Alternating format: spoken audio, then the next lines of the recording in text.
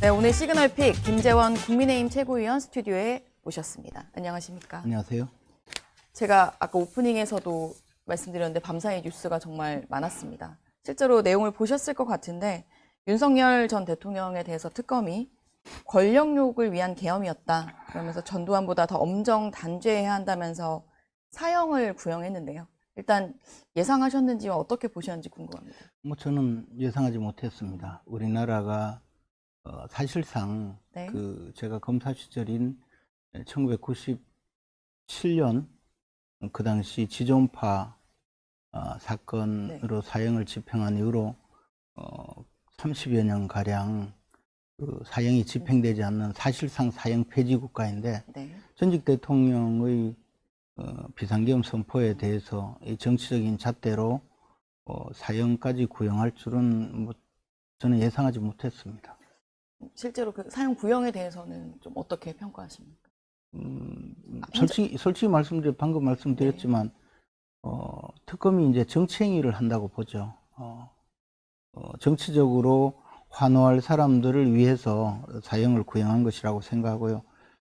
실제 선고가 될 가능성은 저 별로 없다고 생각합니다. 선고 가능성은 낮다. 네, 왜냐하면 이게 이제 형벌이라는 것이 네. 그 보호 법익의 침해 정도를 판단을 해야 하는데 네. 과연 사형을 선고할 만큼의 피해가 있느냐 그런 면도 따져봐야 되거든요.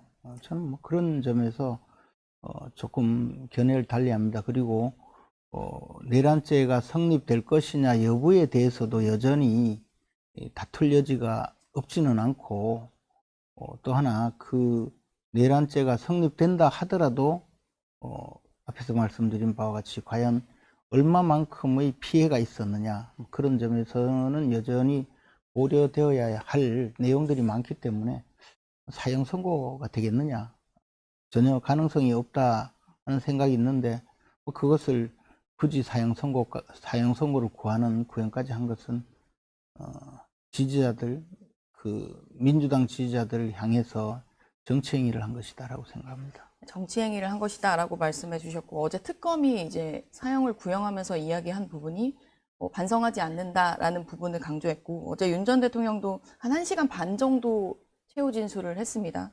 거기서 이제 계엄 선포는 비상벨이었다라고 설명을 했는데 그 최후 진술 내용은 어떻게 공감하시면서 들으셨습니까? 저는 그 처음부터 그 계엄 선포 직후부터 윤석열 대통령께 그런 의견을 말할 기회가 있어서 그것은 그 헌법과 계엄법의 그 비상계엄 선포 요건에 맞지 않다 그런 말씀을 드린 계엄 선포 후를 말씀하시는 예, 계엄 선포 후에 네.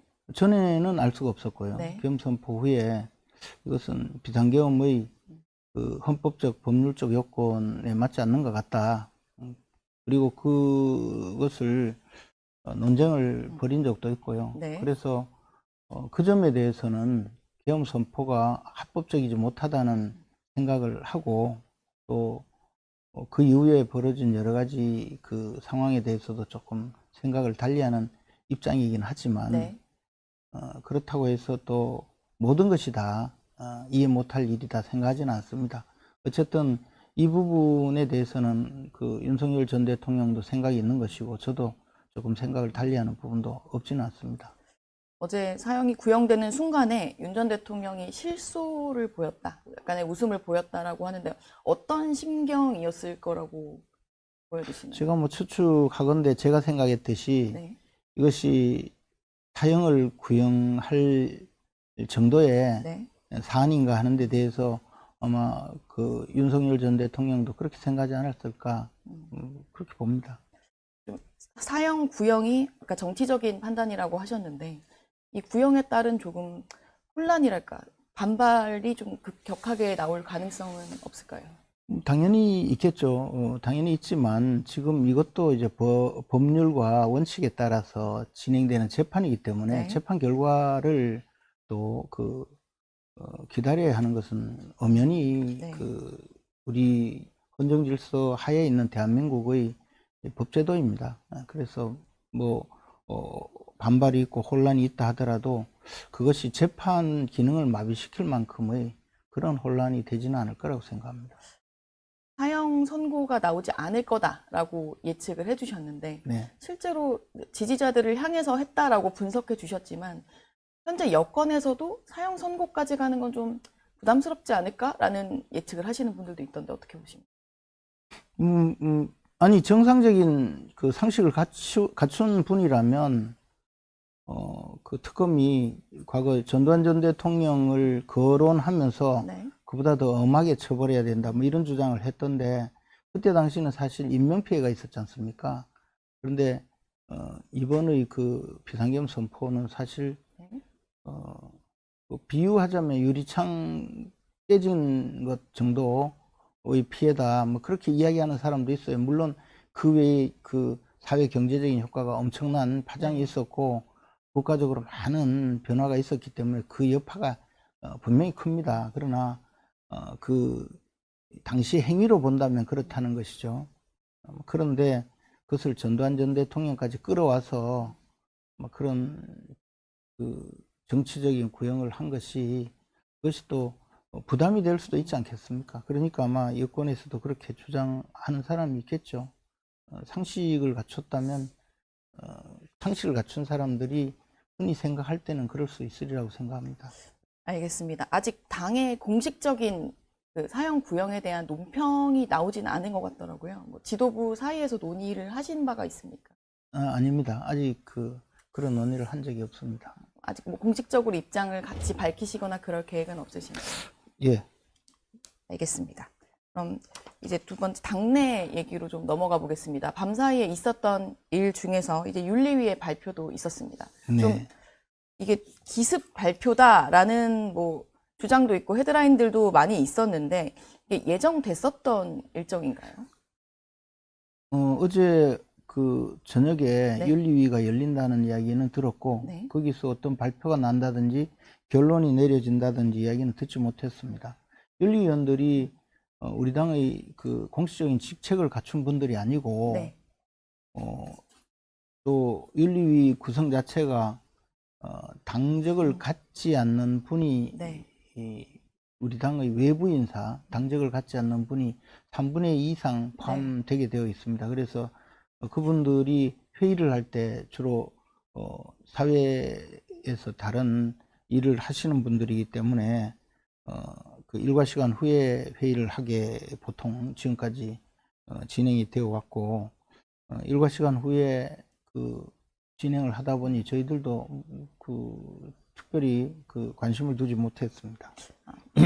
회의가 있는 건 알았지만 결과가 나올지까지는 모르셨다라는 부분이신 것 같고. 실제 윤리위원회는 저 당에서 앞에서도 말씀드렸다시피 네. 당외의 인사를 3분의 2로 구성을 하고 독자적으로 독립적이고 독자적으로 운영을 하게 제도적으로 보장을 했기 때문에 네. 내부에서 어떤 회의를 하는지를 사전에 알거나 또는 뭐 예상을 하거나 하지 못합니다. 그렇게 하기가 좀 어렵습니다.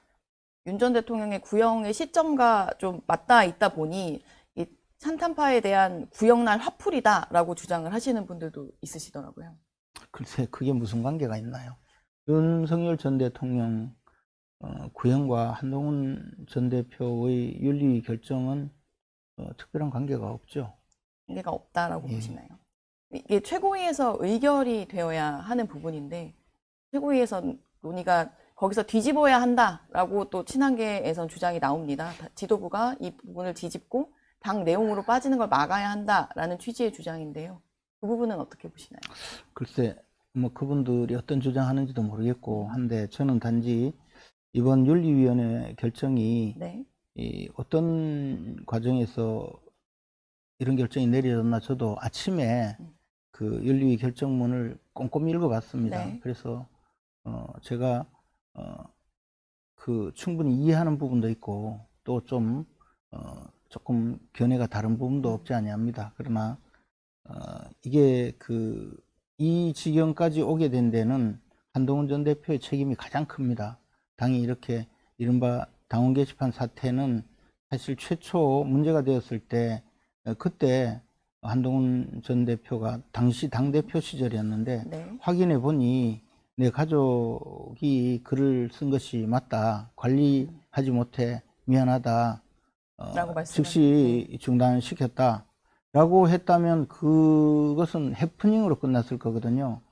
그리고 그것을 오히려 막기 위해서 사실과 다른 이야기를 계속 반복적으로 하고 조사를 중단시키고 당원 게시판 자체를 셧다운 시키고 대거 삭제를 하고 그리고 당의 그 공식 기구에서 허위 내용에 가까운 그런 법률 의견서를 경찰에 제출한다든지 이렇게 하고 또 문제를 제기하는 그 당내 저를 포함한 최고위원들을 공개적으로 망신을 주고 하는 일이 반복되었습니다. 그러다 보니까 이 문제가 자꾸 불거진 것이 아닌가. 그리고 최근에는 이 자신의 징계를 다룰 윤리위원회와 윤리위원회를 집중적으로 공격을 하고 그 과정에서도 또 허위 사실을 그 근거로 해서 강력하게 그 문제 제기를 해서 윤리위원회 자체의 가동을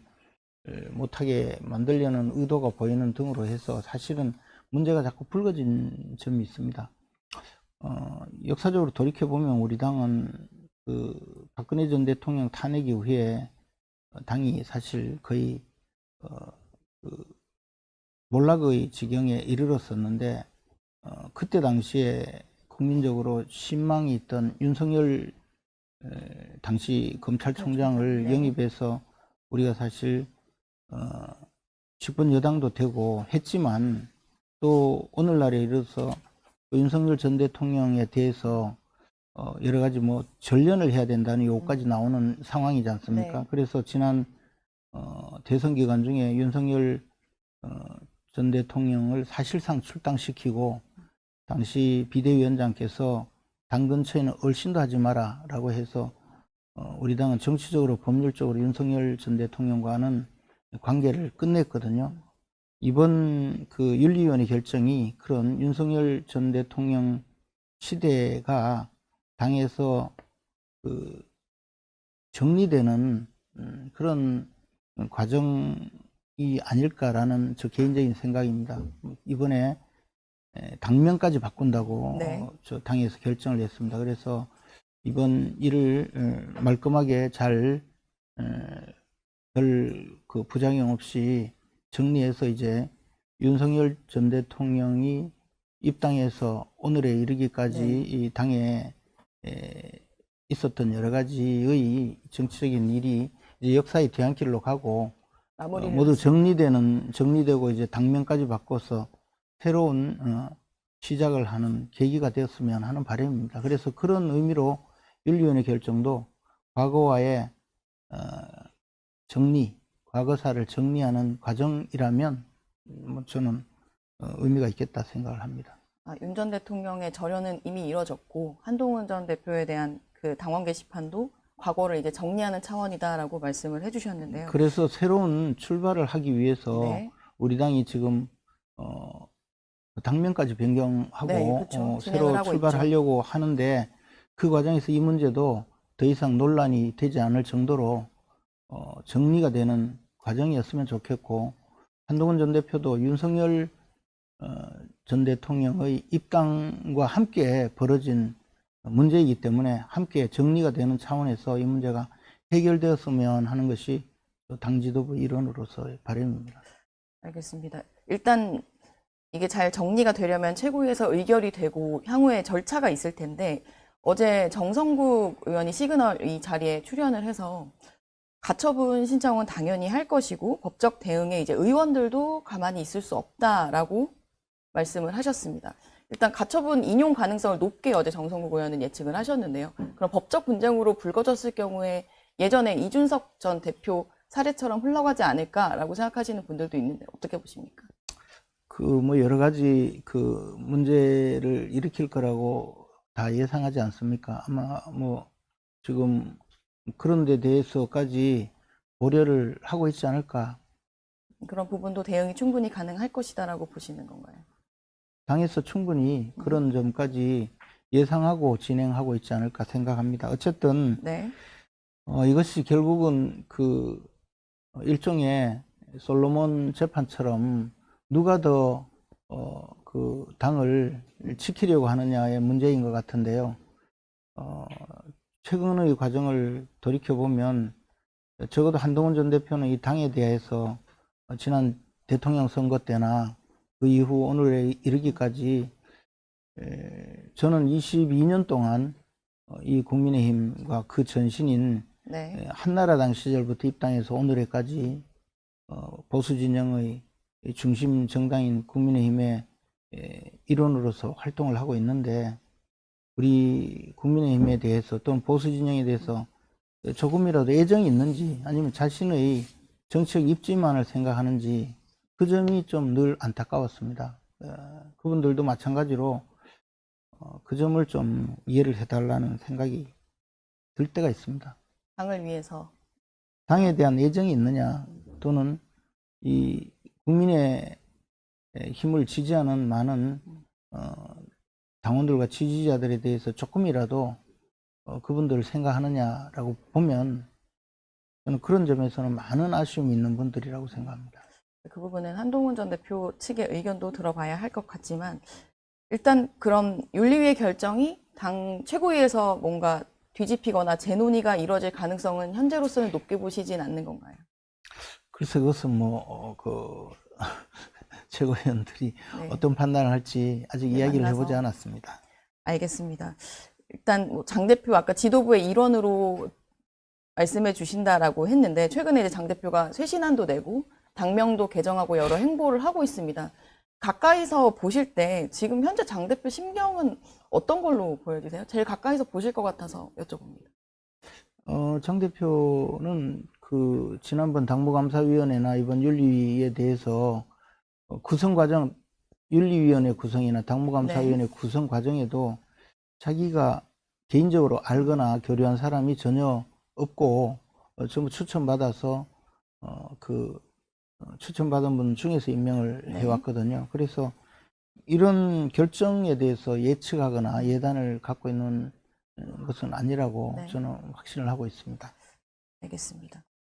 장동혁 대표가 이준석 개혁신당 대표랑 어제 만나서 악수도 하고 이제 여러 가지 공동 행보를 하고 있습니다. 이게 정치적 연대로까지는 발전할 수 있을까 의구심을 가지고 보시는 분들이 많은데 어떻게 전망하십니까? 일단 지금 김병기 전 민주당 원내대표에 대한 이 뇌물 사건, 공천을 고리로 한 뇌물 사건은 대한민국 그 정치사의 가장 치욕적인 부분, 그 매곤매직이나 또는 공천을 고리로 한 뇌물 사건으로서 정치를 가장 추하게 만드는 부분이거든요. 그것이 집권 여당의 원내대표의 자리에 있던 사람의 문제이고, 또 그것을 문제 제기를 하는 내부 탄원서를 그 뇌물을 받은 본인에게 넘겨주는 민주당의 시스템에 문제가 있는 것이거든요. 그리고 이미 논란이 되고 문제가 된 전재수 전 해수부 장관, 그리고 강선우 국회의원, 김병기 전 원내대표, 이분들은 모두 민주당 내에서 가장 요직이나 민주당의 혜택을 받은 분들이라서 이분에 대한 수사가 제대로 진행이 안 됩니다. 그래서 특검을 하자는 그 야당의 그 공통의 목표를 위해서 지금 만난 것이고요. 그 이외의 문제는 또 산적한 과제가 있기 때문에 사안별로 봐야 되지 않을까 생각합니다. 알겠습니다. 오늘 조금 전에 속보가 나오는데 김병기 전 원내대표 관련해서 압수수색도 이뤄지고 있다라고 이야기를 하는데, 김병기 전 원내대표는 일단 탈당 권고는 안 하겠다라고 했고, 윤리심판원에 나가서도 무고를 주장하면서 지금 재심 절차에 들어가고 있는데, 그 속엔 어떤 생각이라고 보세요? 이게 압수수색이라는 것도 그냥 제대로 압수수색을 한 건지 아닌지는 앞으로 봐야 되겠죠. 강선우 의원과 관련해서 김경 서울시의원 압수수색을 한다고 하면서 서울시의원으로서 지급됐던 그 PC 노트북조차 압수하지 못했지 않습니까? 그것은 이게 헐리우드 액션도 아니고 수사를 할 때 몇 가지 원칙이 있는데 그중에 가장 중요한 것이 네. 이른바 밀행성 원칙이고 신속성 원칙인데 경찰은 이게 뭐 압수수색을 온천하에 떠벌리면서 그것도 증거인멸을 할 수 있는 시간을 충분히 주고 난 다음에 압수수색을 했거든요. 그러니까 압수수색 성과가 없다는 거죠. 지금 김병기 의원 압수한들 저분이 평생 국정원 요원으로 활동했던 분인데 네. 그게 뭐 근거가 있겠습니까? 이제 와서 왜 하느냐는 거죠.